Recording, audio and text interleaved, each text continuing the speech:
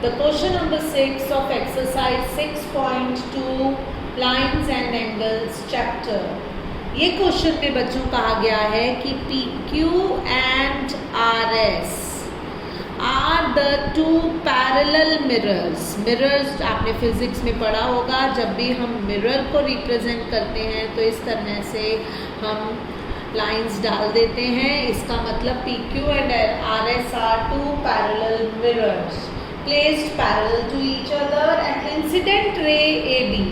यहाँ से एक रे AB ने इस मिरर को स्ट्राइक किया और फिर इसने इस रे को दूसरी मिरर की तरफ रिफ्लेक्ट कर दिया और फिर दूसरे मिरर ने इसे यहाँ से ऐसे अवे रिफ्लेक्ट कर दिया. ये एक AB रे है जिसने इस मिरर को स्ट्राइक किया, यहाँ से रे रिफ्लेक्ट होकर इस मिरर पर आई और फिर इस मिरर ने इसे इस तरफ से B से C पर आई और C से D पर फिर से उसने बाहर की तरफ रिफ्लेक्ट कर दिया. अब हमें ये दिया हुआ है कि PQ RS के पैरेलल है. हमें प्रूफ करना है कि ये दोनों rays AB and CD are also parallel. तो हम यहाँ पर क्या लिखेंगे students? Given is PQ is parallel to RS. अब रे AB strikes mirror PQ and reflected as BC. Then ray BC strikes mirror RS and reflected as CD. तो ये मिरर, ये और ये. टू प्रूव, हमें प्रूफ क्या करना है स्टूडेंट्स?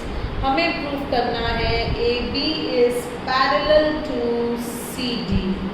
अब जब हमें ABCD के पैरेलल करनी है तो हम यहाँ पर कंस्ट्रक्शन करेंगे स्टूडेंट्स.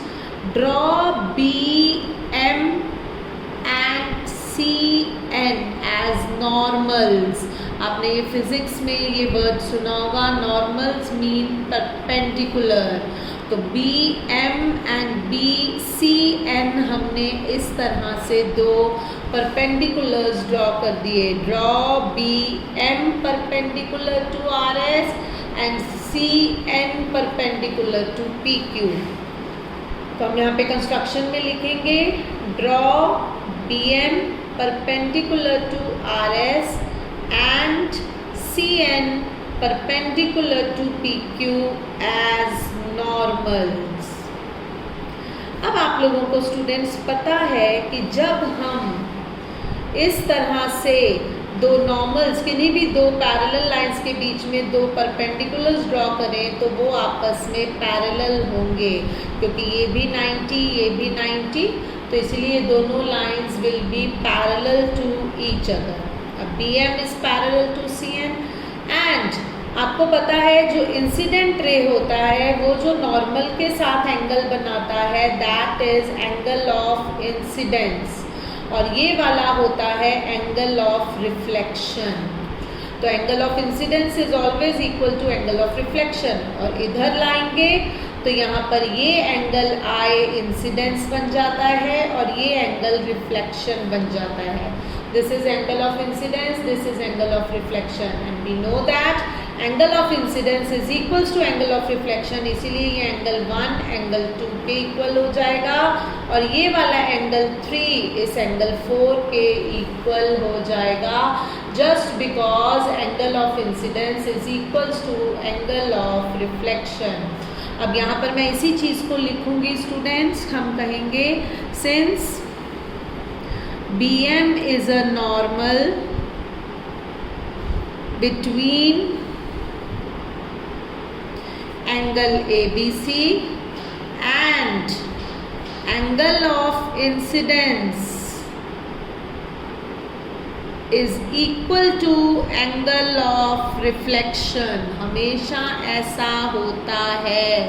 I हमेशा R के इक्वल होता है, तो फिगर के accordingly angle 1 is equals to angle 2 and similarly का ये साइन होता है स्टूडेंट्स मैथमेटिक्स में, एंगल ऑफ 3 जो है वो एंगल 4 के इक्वल हो जाएगा। देखिए मैं फिगर फिर से दिखा रही हूँ आपको कि angle 1 will be equal to angle 2 and angle 3 will be equal to angle 4 being angle of incidence and angle of reflection। अब ये BM जो है ये CN के पैरेलल है, तो 2 एंगल 3 के इक्वल होगा। क्यों 2 3 के इक्वल होगा students? Because these 2 lines are parallel and BC is a transversal, तो ये दोनों ऑल्टरनेट एंगल्स ही। अगर 2 3 के इक्वल होगा तो double of angle 2 double of angle 3 के इक्वल होगा। कोई चीज़ अगर इक्वल हो जाए तो उसके डबल भी इक्वल होते हैं। 2 का डबल ये पूरा एंगल होगा, क्योंकि angle of incidence angle of reflection के इक्वल है, और जब ये दोनों बाइसेक्ट हो रहा है ये एंगल्स, तो इसका डबल ये पूरा एंगल होगा और 3 का डबल ये पूरा एंगल होगा। तो एंगल ABC एंगल BCD के इक्वल आ जाएगा। तो यही चीज़ हम लिखेंगे स्टूडेंट्स कि सिंस फिगर आप लोगों ने बना ली होगी, प्लीज उसे साथ साथ रेफर कीजिएगा समझते time. Since BM is parallel to CN, since BM is parallel to CN and AC is a transversal and AC is a transversal, therefore angle 2 is equals to angle 3 being alternate angles. This implies twice of angle 2 is equals to twice of angle 3, क्योंकि अगर दो angles equal होते हैं तो उनका double भी equal होता है, तो ट्वाइस ऑफ एंगल 2 हो जाएगा एंगल ABC और ट्वाइस ऑफ एंगल 3 क्या हो जाएगा स्टूडेंट्स? Angle BCD। अब अगर आप ध्यान से फिगर में देखें तो जो ये एंगल ABC है, look at the figure students, angle ABC and angle BCD, these are 2 alternate angles for the lines AB and CD। ये AB लाइन है, ये CD लाइन है, ये ट्रांसवर्सल है, तो angle ABC and angle BCD are alternate angles, और जब alternate angles equal होते हैं तो लाइंस पैरेलल होती हैं। हम कहेंगे but these are the pair of alternate angles for the lines AB and CD and BC as a transversal. Therefore हमारा जो AB है वो CD के पैरेलल होगी, क्योंकि जब ऑल्टरनेट एंगल्स इक्वल हो जाएं तो लाइंस पैरेलल होती हैं, हेंस प्रूव्ड। और अगर आप लोगों को समझ में आया है अच्छे से तो प्लीज़ मेरे चैनल को लाइक कीजिए, सब्सक्राइब कीजिए। Thank you.